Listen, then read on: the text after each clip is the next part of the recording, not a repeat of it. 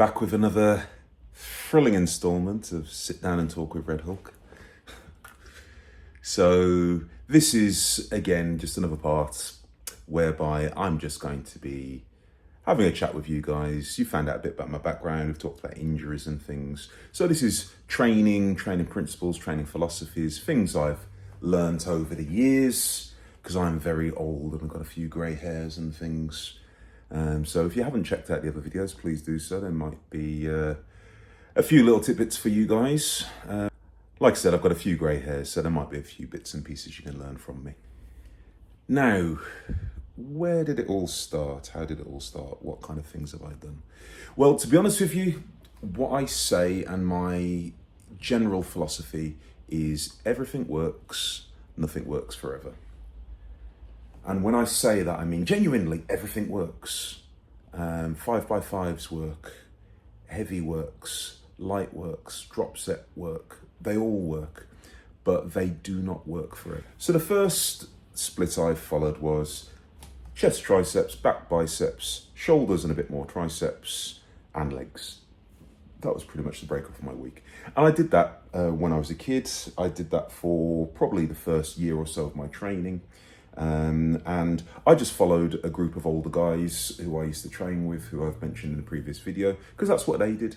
They were older lifters, and combining chest and triceps meant that their elbows were sort of warmed up, all that connective tissue were warmed up before they got into their tricep workout. Because you find when you've been in the gym for a little while and you're a bit stronger, you've been around the block a little bit, you do find that you catch like tendonitis and things catch up on you. Now, the foundation of training from day one to now, 30 years later, has always been compound movements. My workouts are always based around compound movements. Like my main workouts are always. So for chest, bench press for me has always been a must. And I've developed a reasonably strong, reasonably thick chest over the years from it. And here I am 30 years later, despite the injuries and everything like that. And I still bench press regularly. I still bench press very, very regularly. Incline presses are a must as well for that sort of upper chest, all that upper chest detail, all of this stuff. So when you lift, obviously you don't want muscular imbalances in terms of strength, but also aesthetically. It's nice to have a nice developed chest. So when you kind of turn to the side, it stands up. You can probably see there, it's got like a nice little shelf. And it just looks pretty cool. It gives you that sort of superhero look or whatever, or we can try anyway, can't we?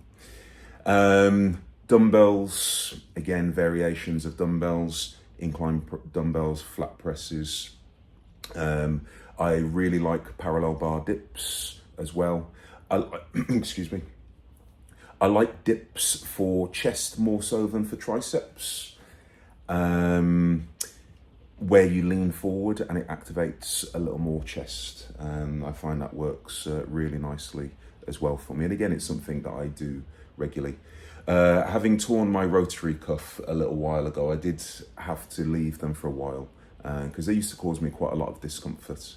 But, you know, as time's gone on, I've started throwing them in quite regularly in my workouts.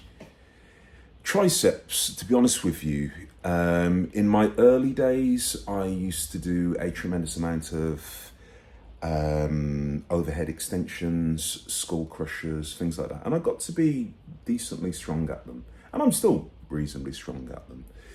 But I do not include them as much in my workouts as I used to, simply because I find they have a massive knock-on effect on my pressing movements. Because I press quite frequently, I bench at least twice a week.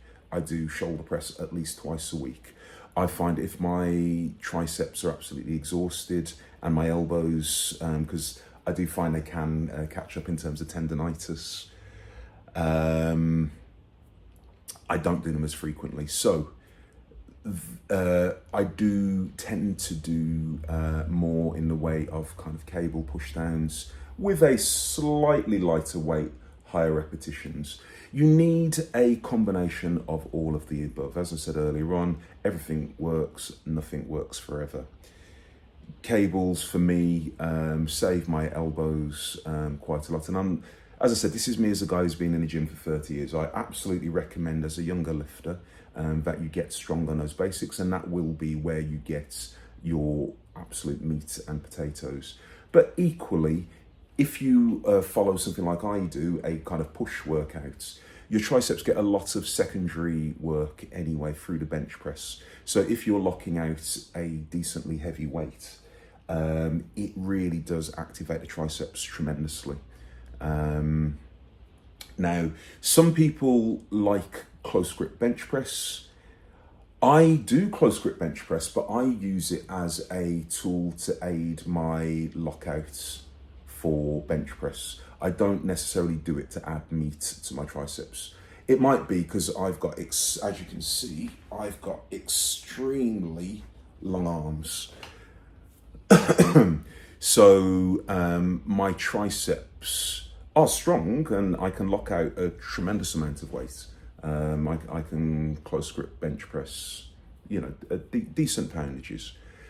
But in terms of tricep activation, it has never really activated my triceps personally. So that again goes into one of my other training principles that I will talk about later on, and is do what works for you. We've all got different dimensions. There is no blueprint. There is no one size fits all. Everything works, nothing works forever, and nothing works. Everything doesn't work for everyone. So there's an element of experimentation. Back. Guess what I'm going to say? I know that might be difficult. Drop it in the comments below. Deadlift. Deadlift. Do some more deadlifts after that. Deadlifts have been the foundation of my back workouts for 30 years. Well, high 20s. I didn't deadlift for the first year or two of my training because we didn't do it in the 1990s until Ronnie came along. I have deadlifted for close enough to 30 years and I still deadlift regularly. If you're on my channel, you see I always deadlift. They are a must. I find, and those of you who've been in the gym for a little while, and I think the kind of people who are on my channel, because I'm a kind of no frills, pretty basic channel. We lift and we have a chat after. You probably know where I'm coming from, a lot of you. The heavy basics work. I was watching a great video the other day on Fuller Strength, and his workout was box squats, followed by 5x5 deadlifts, followed by bent rows, and then some close grip pull downs, and I think he did some one arm dumbbell rows as well. I love it. That's what you need. If you want a good, strong posterior train, a strong functional posterior train that is just thick and brutal, deadlifts, rows are a must. And you'll see the difference between, I suppose we call them kind of pump lifters as opposed to lifter lifters. If you're an experienced guy, you'll have an eye for it. You can look at things like your traps. You can have a look at hamstrings, glutes, and also when you turn to the side, there's just an element of thickness. A lot of us can get width, but thickness tends to come with moving heavier weights for a long time. Particularly if you're a taller lifter. I've said to you guys before, I'm a little under 6'3" and I've got a very big frame. I'm actually, like, my clavicles are naturally very, very wide. So width, I was just walked in the gym and I was wide. So in terms of width, you can see here, I'm not flexing, that's just me. I've got wide clavicles. So walking into the gym, I was broad anyway. I was probably broader than a lot of people who've been in there for a long time. But filling out your frame, that and putting slabs of meat on your muscle, on your body, rows, deadlifts. So I can't say enough about the benefits of the deadlift. Just all the way up your spine, your spinal erector, your glutes, your hamstrings. It activates so much your traps. And again, it depends on your goals. And don't get me wrong, as I said before, deadlifts won't necessarily be for anyone. It depends on your dimensions. But what I would say to you, if you are able to deadlift and deadlift safely, most importantly, if you are able to deadlift safely, I understand if you've got maybe shorter arms, shorter levers, you may find it a little more difficult. So I get it. But if you can, get into deadlifting. And the thing is, I have got a number of clients who do have like shorter levers, like shorter arms. So I get them doing block pulls. And I don't mean rack pulls, and I know they became popularized a few years ago, maybe 6, 7, 8 years ago, and doing ridiculous poundages from above the knee. When I say block pulls, I mean set it to a height that is safe for you. So it might be that you do it off a couple of bumper plates. So your pulling point allows you to pull safely, so you don't have to round your back, and you can keep your back flat or arched or what have you. So if you do find that you can't deadlift like from the ground, just try doing it off a couple of bumper plates. Teach yourself the technique, take your time, progressive resistance, adding a little bit of weight every week. And when I say a little bit, 1 1/4, a 2.5 kilo plate aside, whatever. You don't have to jump up in 10s and 20 kilos at a time. Just teach your technique, learn the technique. Go on the internet, ask the big guys down the gym or the experienced lifters down the gym, or just look around you and learn the technique, because deadlifts are absolutely paramount. If you can do them, please throw them in your routine. What else would I throw in for width? Pull-ups, pull-downs, chin-ups. So when we say pull-ups, that's an overhand grip. When we say chin-ups, it's an underhand grip. A lot of us use the term interchangeably, but whatever. You also get a lot of secondary movements with your pull-ups and your chins, because you get a lot of bicep, particularly with a chin-up. So why not do both? Why not kill 2 birds with 1 stone? Now, we all have different goals. So if you're a competitive bodybuilder, or you have aspirations of stepping on stage as a competitive bodybuilder, don't get me wrong, some of these things you may need to throw in more in the way of machines and things like that to isolate the muscle a little more, don't get me wrong. But even so, the absolute basics work. And if you look at the greatest bodybuilder of all time, Ronnie Coleman, just go and watch one of his workouts and I say no more. But you look at Jay Cutler, you look at Branch Warren, you look at all of the greats, most of those physiques were built with gravity and iron. And don't get me wrong, your machines absolutely have their place, particularly like when you're recovering from injuries and things like that, or you're trying to isolate muscle a little more. But don't shy away from the hard work, and your body will thank you, because it is nice to look good, but I always describe it as having like a Ferrari body with a Fiat engine.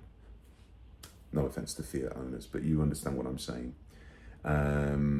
It's nice to look good and to be in okay shape.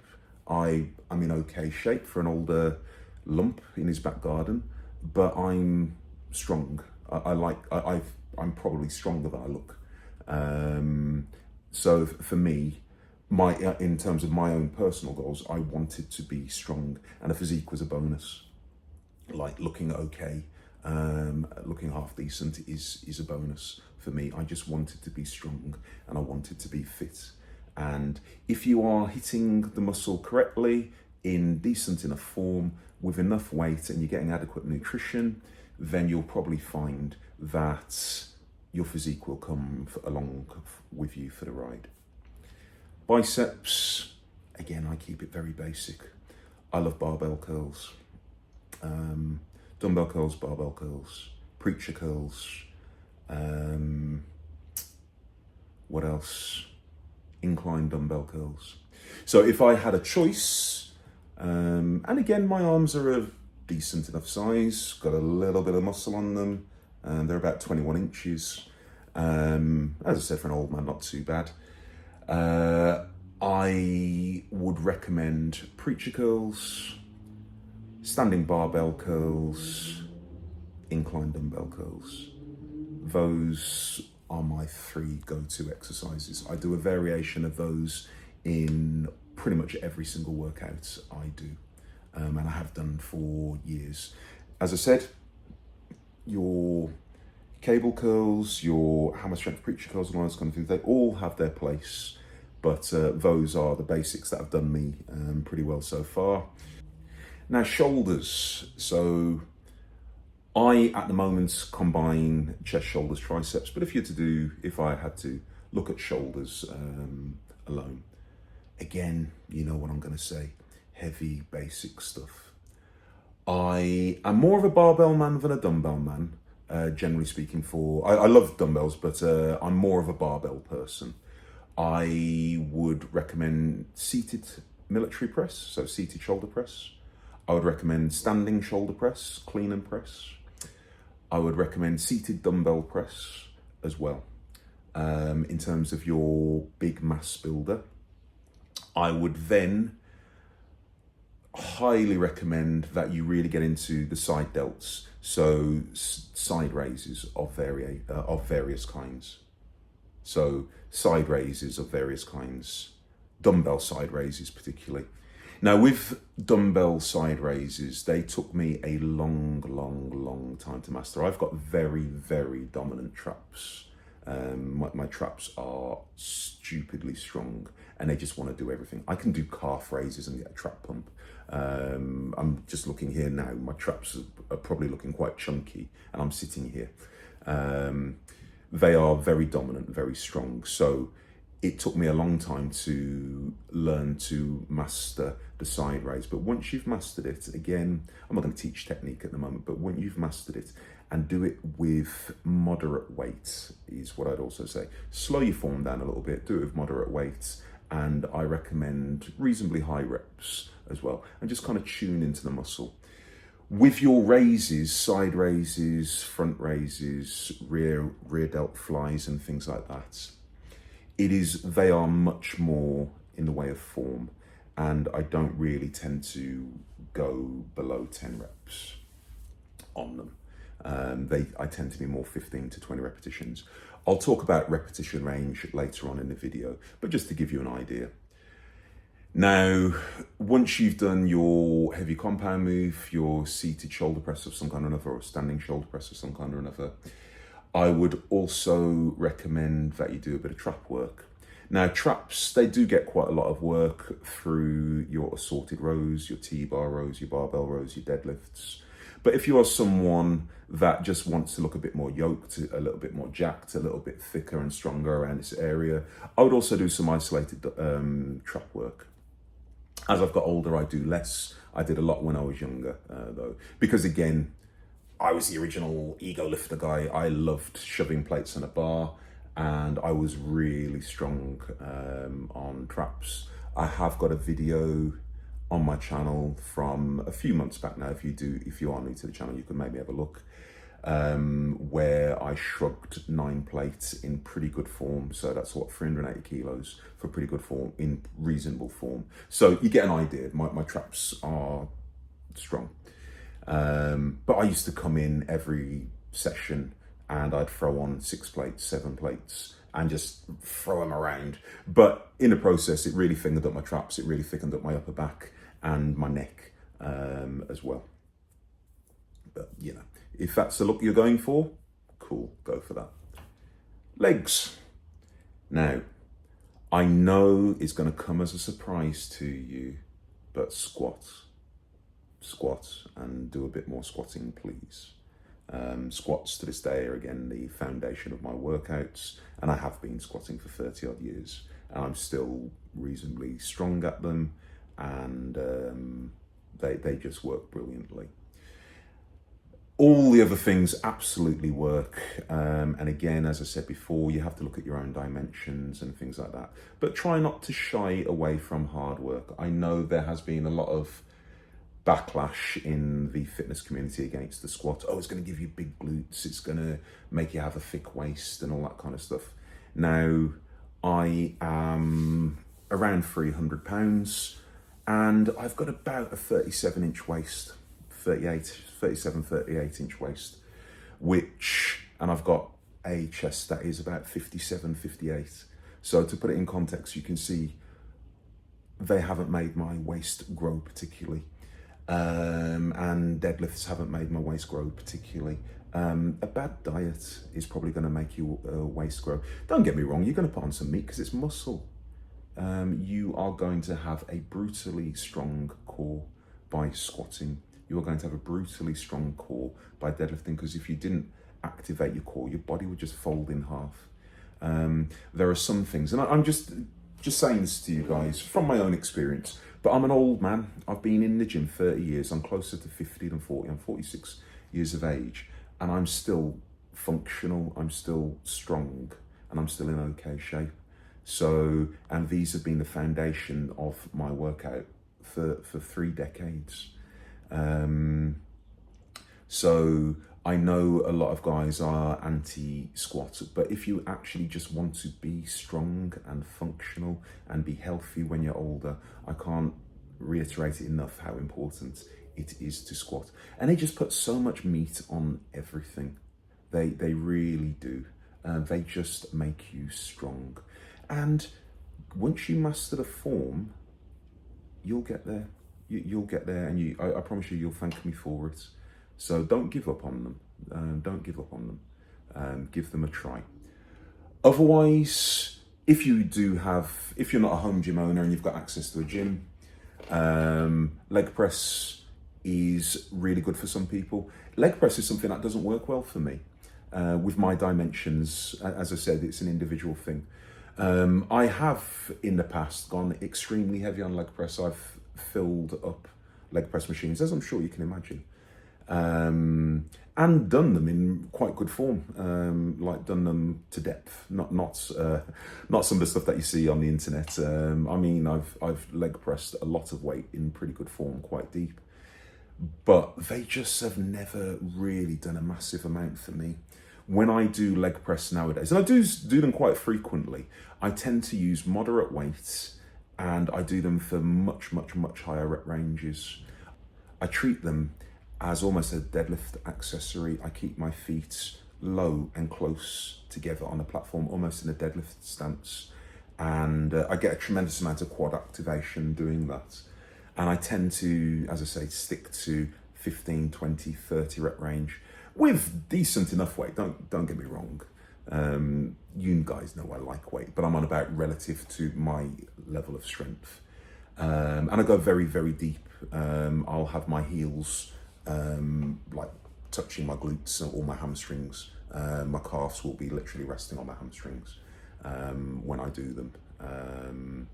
But I find them actually a really good aid for the deadlift. I would also do some hinge movements for your hamstrings and just general health. Good mornings are great. Take your time with them though, because they are potentially quite a hazardous exercise. Good mornings I find are wonderful. I do moderately heavy weights. Sometimes I'll go quite heavy, but I do moderately heavy weights. They, I find, are very good for being an accessory to the squats as well, because depending on the type of squatter you are, if you're more of a high bar or a low bar squatter, depending on your height, you may find that you're a bit more posterior chain dominant. So if you're a taller lifter, you may find you lean forward a little bit, you use your glutes and your hamstrings a little bit more. So good mornings I find are quite good for the glutes, hamstrings, posterior chain, generally speaking. Then you've got stiff leg deadlifts. Some people call them Romanian deadlifts, whatever, you get the idea. Either done with a barbell or a dumbbell. I tend to do them more so with dumbbells than barbells. Again, works for me. Once again, with my kind of accessory kind of movements, hamstring movements, tends to be higher rep range, 10 reps plus, 15 to 20 rep range, thereabouts. Calf work is a must. Now, you guys know I'm West Indian background, I'm mixed race. Generally speaking, black people have much higher calf insertions than some other races. And I was one of those guys. My calves are okay, but I'm I've got a bit of poverty when it comes to the calf situation, so I have to work very hard on my calves. I really enjoy calf training, and I train them probably at least 3 times a week, sometimes more. But full range of motion is really, really important. And I'm going to talk about range of motion later on. But one of the things that worked for me really well is full range of motion. So you want to do a calf movement where your leg is straight for the larger muscle on top. What's that called? The gastrocnemius, the gastro, whatever. And then you want to do a calf movement with your leg bent, like a seated calf raise, something like that. And that's for the muscle that runs underneath it, the soleus. Now you can do tibius work and stuff like that, so that's like the muscle on the front of your shin. I don't train that directly, but because I do a lot of full range of motion calf work, I often find it really activates the tibius. I have done a little tibius work before. I know Knees Over Toe guy. I don't know if any of you guys follow him on social media. He really popularised it a couple of years ago. And I'd done tibius work before, and I've do it here and there, and he really recommends it for rehabilitation. So don't knock it until you try it. I've not really had any major knee problems. I have a bit of tendonitis here and there, but nothing major. But so, you can do a bit of tibius work if you want to as well. But, that's pretty much it. Abs. I probably hit abs a couple of times a week, 2, maybe 3 times a week. Now, if you want to have abs are made in the kitchen. I'm sure you guys have heard this before. Everyone's got abs. But that's more in a case of just cardio and watching your diet.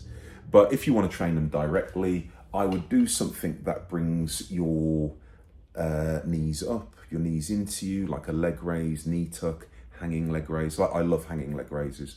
I've said to you guys in the past, I find hanging leg raises are great for me because it's a decompression tool. So why not get a bit of ab work in and use that as a decompression tool? I would do something where you are doing some kind of sit-up or crunch. Again, higher rep range. You can use resistance if you want to. And I'm not a huge twisty person. That's because I've got a bulging disc, and I do find twisting exercises can aggravate it here and there. But with clients, I often get them doing something that twists as well, like Russian twists, sitting up and twisting as you sit up, things like that.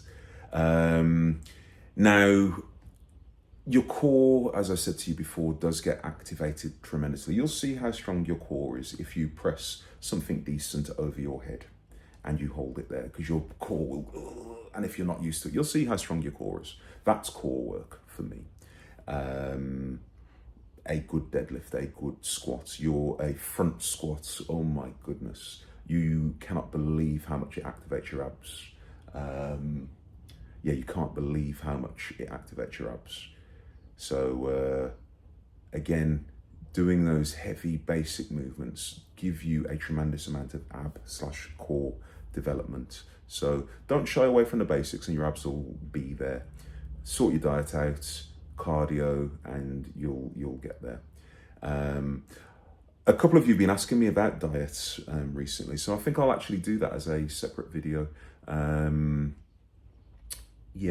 think I'll do that about the kind of things I eat on another occasion. Now, I've given you a kind of overview of exercises and exercise selection, things I kind of recommend. Now, how do I actually train? So, my training sounds quite complicated, but when you get your brain around it, it's not too bad. I do something called, I suppose, my own version of concurrent periodization, which was something that a guy called Louis Simmons invented many years ago. He's a legend in the powerlifting industry, a guy who founded Westside Barbell. And so many powerlifters that you may have heard of nowadays follow his principles.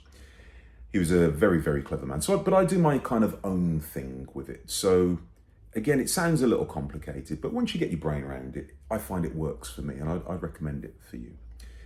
So I have 3 basic movement patterns that I base my workouts around.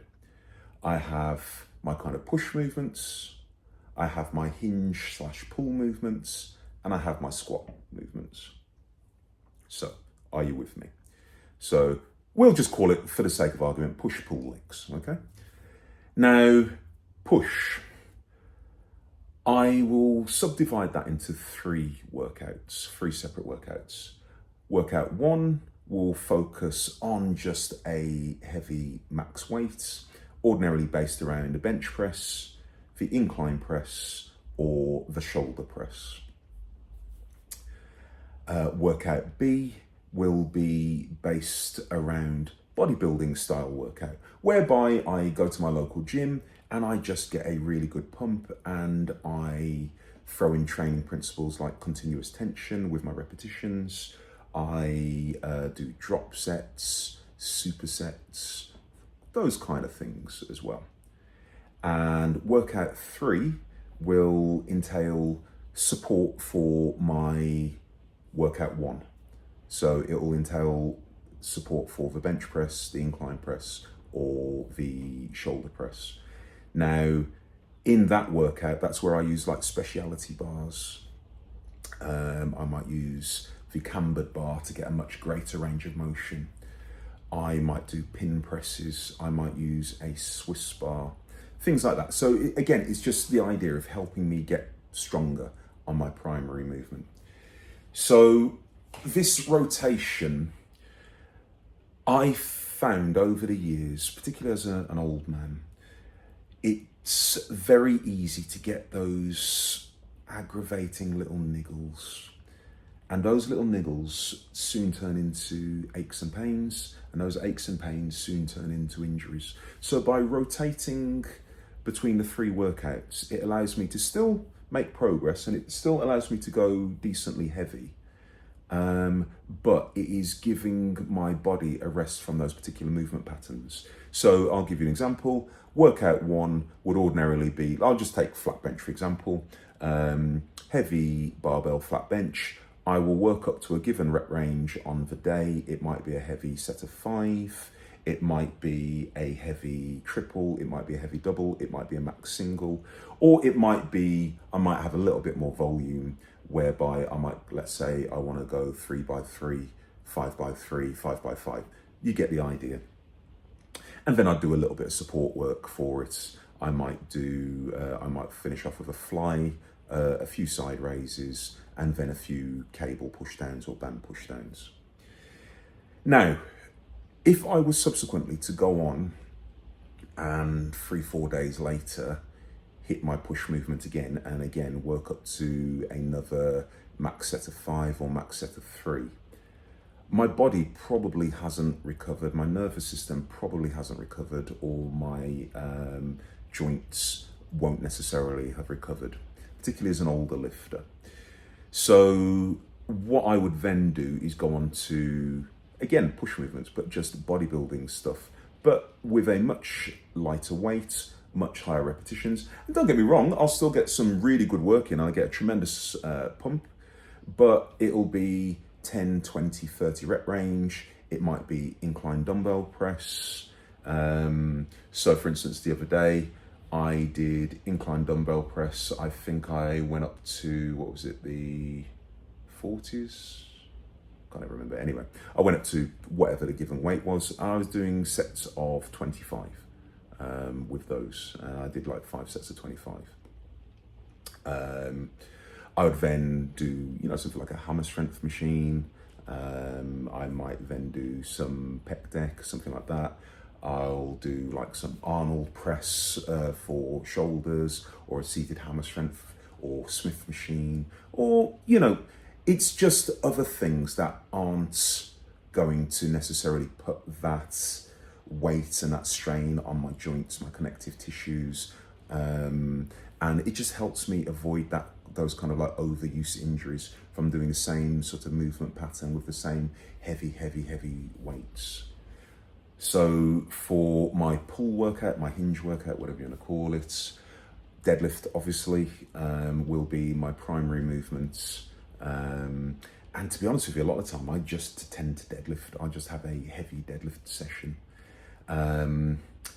Workout 2 would be, again, at my local gym, hammer strength, lat pull downs, pull ups, chin ups, those kind of things, cable rows, much higher rep range, generally speaking, throw in some drop sets, throw in some supersets, just get a really good pump, get the heart rate going.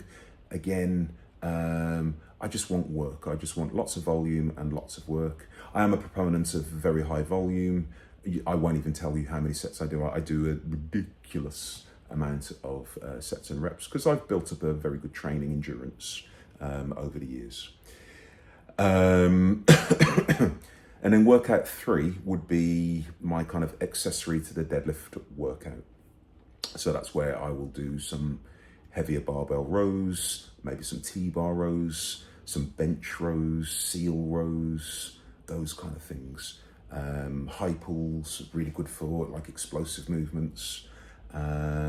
Sometimes power cleans, although I'm not very good at power cleans. I can move a bit of weight, but I'm just technique-wise, I'm not great. But yeah, just stuff that's going to aid me when I try and pull a bit more weight on the deadlift. And once again, I can get 3 good solid workouts in that I really am able to sort of push my boundaries and make progress and add weight to the bar. But because I'm constantly rotating them, nothing gets tired, nothing gets fatigued. So I'm able to have 3 good workouts back to back pretty much without all those aches and pains. So I find for me, doing a heavy deadlift every probably 10, 12, 14 days, it probably falls in there, works quite well for me. Workout 3, as I said to you before, will, I don't know if I mentioned actually, I throw in deficit deadlifts as well. And our deficit deadlifts are great. So I am still getting deadlift work in, but just much lighter through different ranges of motion. On my leg day, I throw in good mornings. I throw in stiff leg deadlifts with dumbbells or a light barbell. So I get lots of hinge work in throughout the week. But in terms of maximal weights, I find that deadlifting decently heavy every 10, 12, 14 days works pretty well for me. So my leg or my squat pattern. Squats, obviously, session 1. Ordinarily a heavy barbell squat. Sometimes I'll do work up to a heavy safety bar squat. But it's going to be a heavy squat of some variation. Again, I'll throw in a couple of support things with it, but my primary goal is to just move a decent squat for a lower amount of repetitions, maybe a top set of 5, maybe sets of 3, maybe a double, maybe a single. To be fair, I don't really do singles all that often with squats. I tend to do heavy triples or sets of 5. Singles on the squat, and because I tend to do my heavy stuff alone, maybe even for this old psychopath, sometimes it's a little bit scary, particularly if you're a bigger squatter. When you start unracking well into the 300 kilos and then walking it out and everything's shaking, it can be quite a scary experience. So, you have to be careful. Workout 2, again, bodybuilding workouts. So I might go into the gym, Smith machine squats. I might do some leg extensions, hamstring curls, like lying hamstring curls, leg press, seated calf raises, standing calf raises, all those kind of things. Nothing too fancy. Again, much higher repetition range. Always 10 reps plus. Very, very, very rarely on those days do I drop below 10 reps, but it tends to be closer to the 20 repetition range, maybe 30 repetitions. And then workout 3 is where I do my squat support stuff. So normally it's another form of squats, but it might be a box squat. It might be a pause squat. So I mess around with the tempo. So I'll take something that's moderately heavy, like for me, for my strength. And I might do a deliberate 2 or 3 second negative, pause in the hole at depth, and then stand up. Box squats are absolutely brilliant because they kind of eliminate momentum, and you just get used to how to generate that bit of power at the bottom. I really, really like them, particularly if you go quite deep on them. Parallel or below is a must. I don't recommend necessarily doing high box squats because I do see some people doing it. It's never really worked all that well for me. I've done them, but I think when I was younger it was more of an ego thing, and not really knowing any better. Now that I'm a little bit older, I tend to do them much deeper when I do so. I will throw in again a hinge exercise. Good mornings are an absolute must. Stiff leg deadlifts, deficits are great as well. And as I said, I always throw in calves just because I don't want to have calves like Bambi. Oh, what can I say? I wasn't blessed with those genetics. They're strong, but you know, my calves are about 19 inches. So it's not like I've got bad calves, but the rest of me is bigger. So, you know, we can but try. Now, form is really, really, really important. So I like to use a nice full range of motion, generally speaking, depending on what I'm doing. So in terms of my heavy compounds, I like full range of motion, all the way down, all the way up. So if it's a bench press, I touch my chest and I tend to go to lockout. That is with my heavy stuff. If I'm warming up, I might do more sort of continuous tension style. There are two schools of thought. You've got your kind of Jeff Nippard, Dr. Mike, who are more of the sort of science-based guys who are very much absolutely super full range of motion and going to lockout. Now, as someone that likes full range of motion, I would say it's an absolute must. Not only in terms of muscular development, but as an older lifter, joint health. When you go all the way up and lock out, it does take the tension off the muscle. So I understand where bodybuilders absolutely come from. It does take away the tension from the muscle. However, one thing I can't recommend enough is just you need strong joints. When you are older, particularly, I promise you will thank me. How many lifters do we all know who are in their 40s, in their 50s, if they're still in the gym, who are hobbling around or complaining they can't do bench press anymore because of their elbows, because of their shoulder or whatever. And that can simply be because the joints have not been trained adequately over the years. Sometimes it can just be, it's just bad luck, you got injured or whatever, fair enough.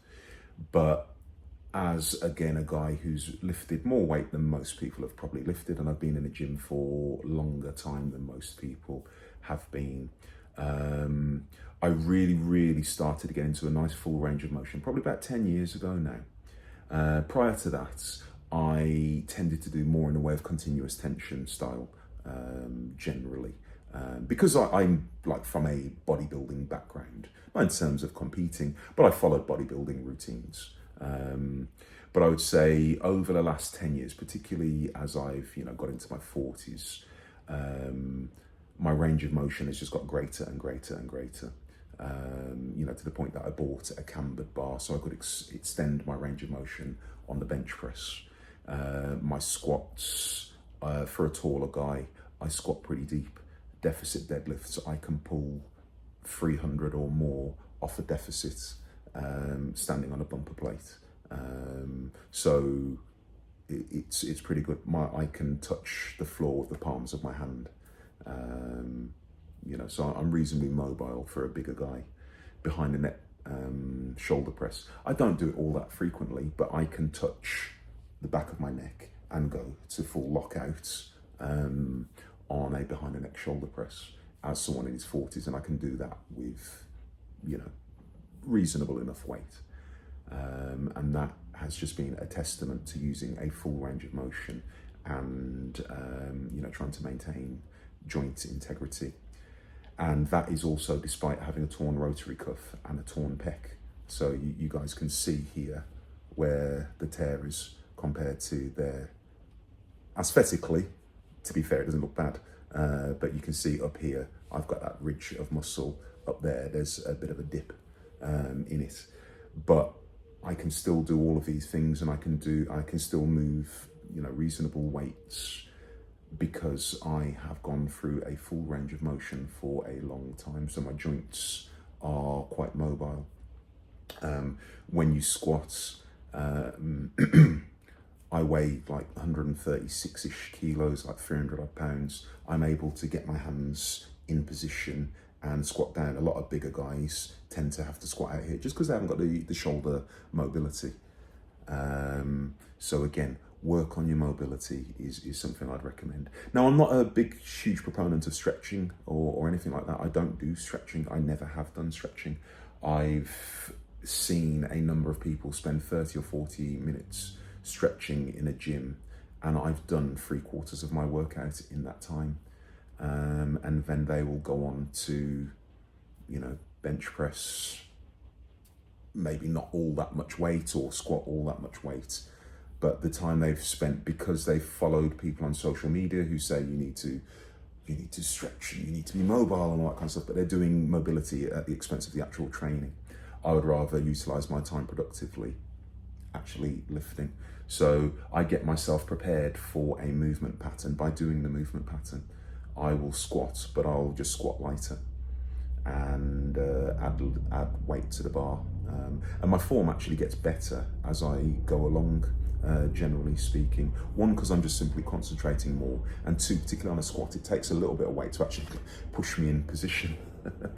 My form often on 4 or 5 plates will actually probably look better than it does on about 2 plates, which is weird, but it sort of based, I suppose, around my strength levels or whatever. It takes a little bit of weight to kind of get me in position. So it is an absolute must. Now, as I said, other techniques like continuous tension are phenomenal. And when I do my bodybuilding style workouts, I do tend to do continuous tension, that kind of mid-range. If I'm bench pressing, let's say, dumbbells, it might be down and then sort of 3/4 of the way up. Now, if you are to use continuous tension, as I said, it's a great tool, but it's a tool. Everything works, nothing works forever. So you want to be a jack of all trades, a master of some, or master of none, depends which way you look at it. If you are to use continuous tension and you only go 3/4 of the way up, you want to stop there, but you want to stop there deliberately, not because you are not able to lock out. Yeah. So whatever weight you are doing, you should always be able to lock it out, but you are actively choosing not to lock out. So that is really, really important. Now, in terms of repetition range, I use a ridiculously wide range. I would recommend for most people being able to move half decent weights within the 5 rep range all the way up to about 30 is probably optimal for most people. That's what I tend to do with my clients.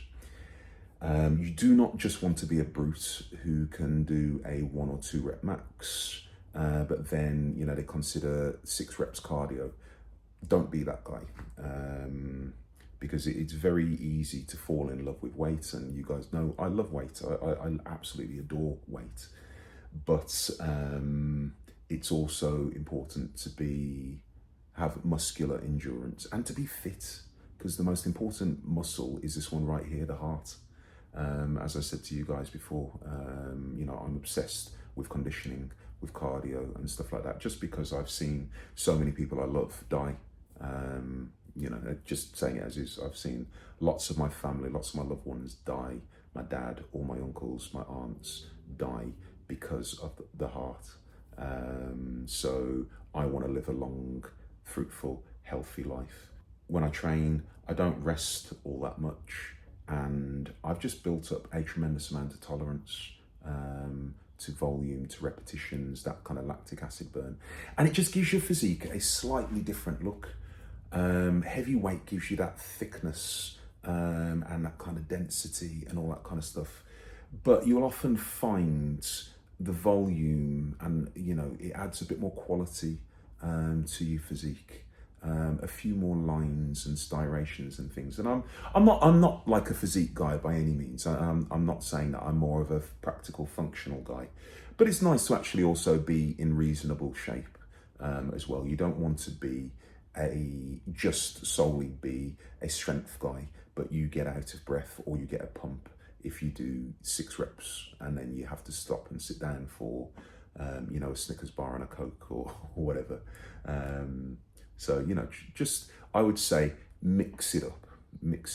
And, if you do fancy trying my sort of 3 workout split, that's a great way of doing it, because I'll have a day where I do my super, super, super heavy stuff. You guys have seen the stuff I move. I move reasonable poundages. But then you watch me on a bodybuilding kind of day, you'd probably think I was like some kind of CrossFitter or something. My poundages are okay. I'm maybe selling myself a little short. But I use much, much lighter weight. I have much less rest. I don't rest a massive amount anyway, but relatively speaking, if I'm training with my training partners, so a lot of the time when I do my bodybuilding stuff, I train with my younger brother and I'll train with a couple of cousins. And it's like man on, man off. There's no chatting, there's no anything. We're having a catch up with family, we're bonding, all that kind of stuff. But it's my turn. Okay, you've done your set, your turn. My turn, your turn. That's how we move. So get used to a range of repetitions, and I promise you it will work. You'll build up a tolerance to it. So don't walk in there and expect to be able, if you're only used to doing 6 to 8 or 8 to 10 or whatever, don't expect to all of a sudden be able to start banging out sets of 20 and not feeling exhausted. Just like anything, just like adding weight to the bar, add repetitions, lower your rest periods, and just do it gradually. Okay, well, today I rested 2 minutes between sets. Next session I'm going to rest 90 seconds between sets, or a minute between sets, or whatever. I'm just giving you an example. But ways of making progress aren't necessarily simply by adding weight to the bar. You can do it through adding repetitions to the bar. You can do it by changing the order of exercises. So let's say you're a 100 kilo bench presser. Okay, I did a set of 100 kilos and I managed it for 8 reps at the beginning of my workout. However, if you did incline barbell, you then went on and did some dumbbell flies and you finished your workout with a set of 100 kilo bench press for a set of 8 or whatever, have you made progress? I would argue yes. I don't know if that's what scientists would say, but I would argue yes, because your body has been through the ringer with those other exercises. So don't just kind of necessarily get stuck in that dogged, okay, I've got to start with flat bench and then I move on to incline and then I do some flies. Mix it up, change the order of things. And you'll also find in terms of DOMs the next day, you may well find by pre-exhausting and doing some flies before you do a set of bench press, it kind of gets that mind muscle connection going. It helps you open up your chest a little bit more, and you might just feel the exercises a little bit more. Again, it just depends what your goals are. I don't know what your goals are. I'm just giving you a kind of overview of what I've done over the last 30 years and what I do with my assorted clients. So mix things up, give it all a try. What I cannot express enough though is enjoy your training. I always espouse on this channel, don't be a slave to the program. Whatever you do, enjoy it. Training is fun, or training should be fun, should I say. If you want to be in it for the long haul, enjoy what you do. And I'm not saying that you need to shy away from the basics. I've already said earlier on in the video that the basics are a must if you're a serious lifter.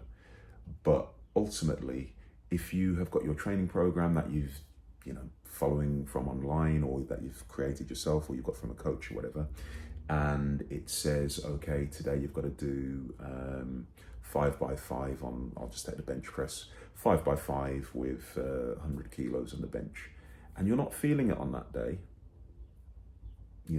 are you going to get the best out of your workout? But if you go into the gym and you feel infused, and it's like, oh, you know what? I want to do some incline dumbbell press today, and oh, I've got a cool hammer strength machine over there. I want to give that a try and get a really nice pump. Why not do it? You know, which is actually ultimately going to be more productive? The workout where you're doing it because you have to, and you're going in there with a bad mind and a gritted teeth, and you're going for the motions, or the one that you've been looking forward to all day. You've been at work all day, and it's just been a hard day, and you just want to get in and, you know, just get a good pump and whatever, and you'll feel good about yourself. And, you know, I've said so many times on this channel about the mental health benefits of training. I would be a very, very, very different person if I didn't train. A very, very different person. I can't begin to tell you enough.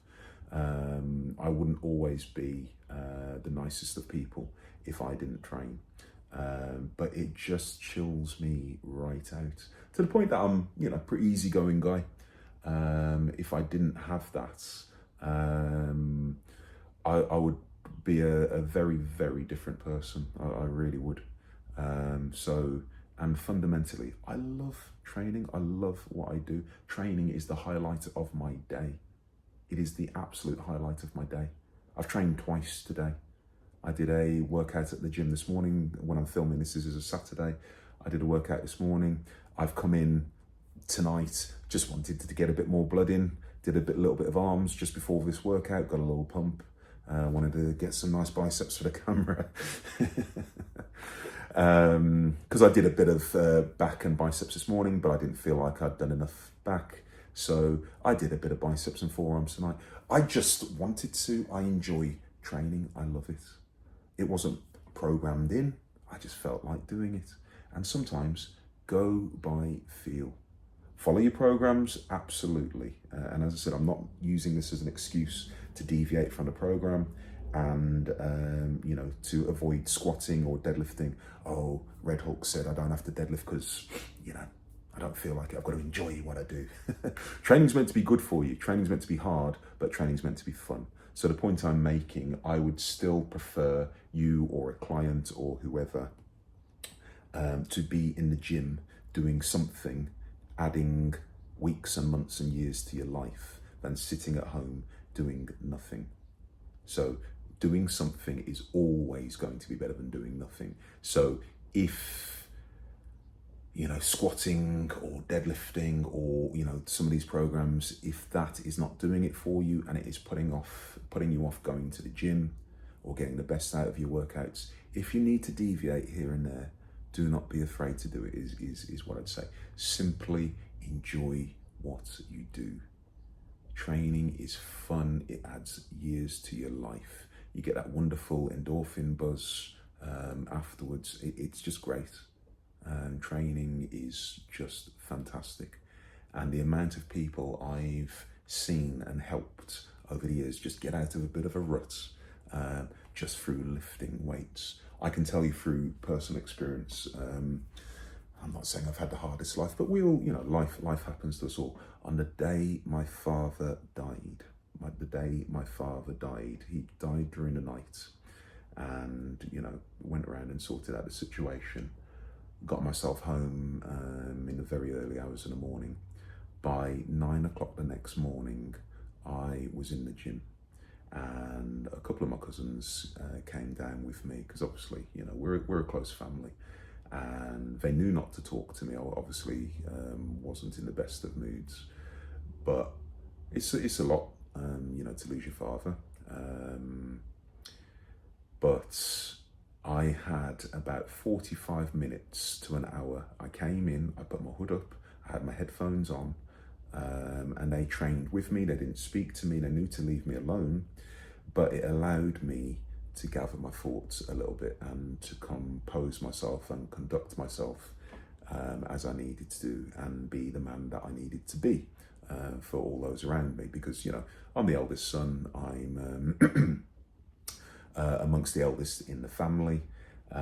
So, you know, I've got a lot of stuff on, but that 45 minutes to an hour just allowed me to get my head together and, you know, just get my brain where it needed to be.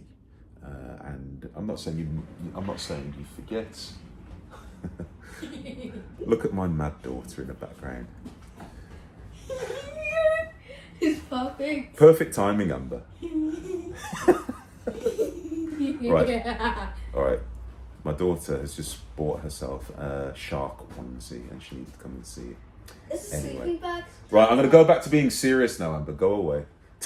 It looks lovely, Amber. It looks lovely. Close the door, please. Amber! My daughter's a little jerk, isn't she? Let me go and close the door. Oh, she's done it now. I was being all serious then. As I said, it allowed me to be the man I needed to be and compose myself for, my family and my mum and everyone. So, So what I'm saying to you is it can do you wonders. I've had clients who have had like eating disorders. I've had clients who have, really been through the mill. We've all been through the mill. And I'm sure there's not one person who is watching this now who hasn't had something that has impacted their life, be it work, be it relationships, be it, family, be it bereavements. But training has always got me through everything. And as I said, I've grown up with this little monster on my shoulder that I've struggled with sometimes. And this training has just allowed me to master it, control it, and feed it. And again, I said in previous video, I'm not a psychopath. I don't mean it like that. But it just does so much for you guys. It really does. So rather than, some people turn to the bottle, some people turn to illegal substances, or some people self-harm, some people, whatever it is, we see people do these negative things that aren't going to benefit them. And why not turn that negative energy into positive energy? Lift something. And if lifting's not for you, I'm not saying you just have to lift, but just get the blood flowing. Boxing is just phenomenal way, and I'm not saying you have to compete. You don't even have to spar, but just hitting a bag. If you're a runner, go for a run. If you're not even any of those things, go for a walk. Get outside. Feel the air, look at the sky, hear the birds. All those things. You guys see, I love training outside just because I love the sky. I love the blue. I love the green. I love to hear the birds. All those kind of things. I know I sound like an old hippie, but it's really, really, really important that we do these kind of things. So, we don't have to use that negative energy in a negative way. We don't have to go and act out of character. We don't have to go and get ourselves in trouble. We don't have to go and take out our rage and our anger and our fire and our whatever on our loved ones or, a perfect stranger who just looked at you the wrong way. If you've used that energy and you fed it's if you are angry, go and take it out on a bar. And I'm not saying hurt yourself, but it's amazing what fuel you can generate and how strong the mind can be. If you've had a bad day, your boss is ticking you off, you've had an argument with your partner, I won't even tell you some of the stuff that goes through my head when I lift. I'm a very calm lifter. You'll see when I lift, and you guys have seen me move at some okay poundages. I don't really make very much noise. You might get the odd grunt because that just happens, but I'm not someone that goes and all that kind of stuff. That doesn't work for me. It never has worked for me. There's a tremendous amount going on in my mind, like you wouldn't believe. Like you truly wouldn't, you probably wouldn't want to know what goes on in my head. But it's just fuel. It's just ways of fueling yourself and fueling your workouts. So yeah, I'm going to pretty much leave it there now. So hopefully that has given you a little bit of an overview. It's probably going to be quite a long video, this, but whatever. You guys asked for it, so you got it. So my channel is awesome. You guys are awesome. I can't thank you all enough. We've got a small community. My videos get no views, but the comment ratio I get, you know, I've got some videos with like 50 views or something, but I'll have like 12, 15, 20 comments. So the actual ratios are really good. So even though the YouTube algorithm doesn't like me, the people who do see the videos seem to like what you see. So I'm really pleased with that. And as I said, just genuinely from the bottom of my heart, I can't begin to thank you lot enough. You know, how it's just nice to see in the fitness community that not everything is poison. I'm a simple guy. I like to lift weights and have a chat. That's pretty much it. That is my channel. And I can see that the people that have gravitated towards my page are guys that are very similar to me. And I didn't realise there were that many of us out there. Just enjoy your lifting. Be passionate about it. Enjoy your lifting. And, you know, it ain't that serious. I keep on saying it ain't that serious. Just enjoy it. Just enjoy it. Right then. So don't forget to like, comment, subscribe, share, hit notifications, and all that good stuff. You guys take care. I'm glad you managed to sit through this super long video. You guys take care, and I'll speak to you soon.